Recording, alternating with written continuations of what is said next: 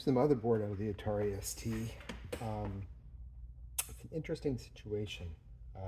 It actually boots up and works, um, but there's some things that are a little odd. Somebody at some point has added this RAM expansion. It's a little mysterious because they added the RAM expansion,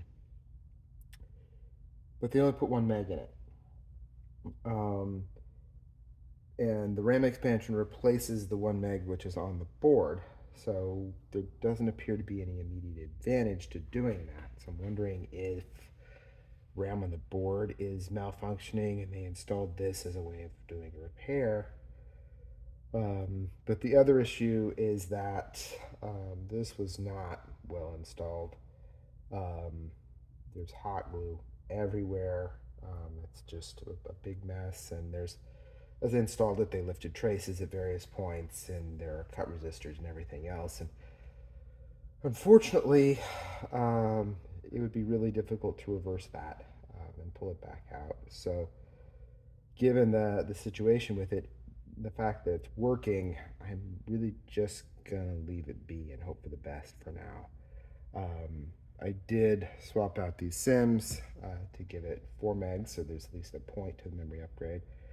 And it was easy thing to do while I was already in here. Currently, I have this hooked up to a GoTech to get it booting. So I've got a few things I'm going to do here. I need to get a different case for this GoTech so I can actually mount it in the frame of the Atari ST when I'm putting things back together. I've actually already got that. I just need to do some wiring and clean up and change out this LCD to make that happen. The other thing I need is at some point I want to install a newer version of TOS on this. This is TOS 1.02, these chips. The easiest way to do that is to do a 6-chip ROM, and there's only sockets for 2 on here.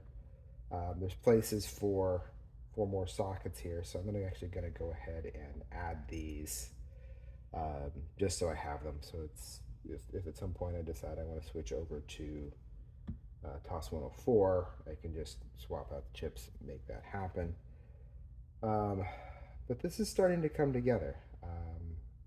Having it at a point where I can boot is definitely a step in the right direction. Getting the output managed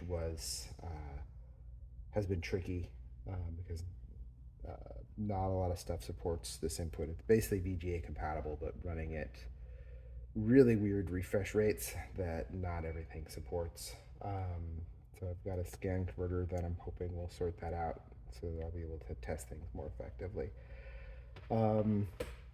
So yeah, next step is install these chips. I'm going to look over where all the RAM stuff comes in, and if there's anything I can shore up and make more stable, I will, but otherwise I'm going to just leave that alone.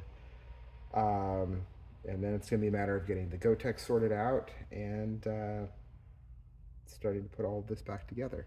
It's going to be interesting to try to figure out where to mount this inside the case because it had been mounted floating in a really weird location, and I want to have it be a bit more secure than that.